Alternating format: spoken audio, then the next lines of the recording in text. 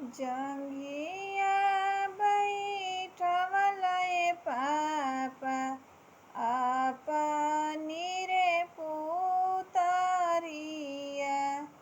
रोवेली शिवानी हो बेटी नैना गिरे हो लोरावा।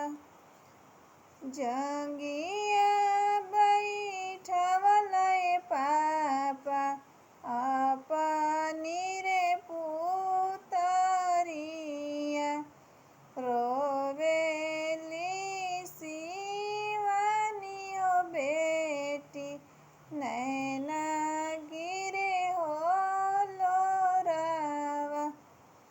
कवने करनवा पापा धियावा के होते जल किया हम रहनी पापा चोरनी से चटनी किया तोहर सभावा में पापा पगरी हो झुकवनी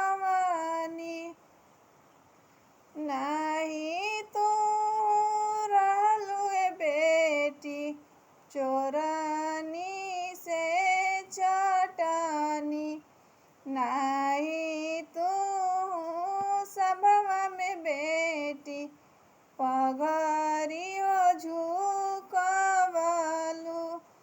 दुनिया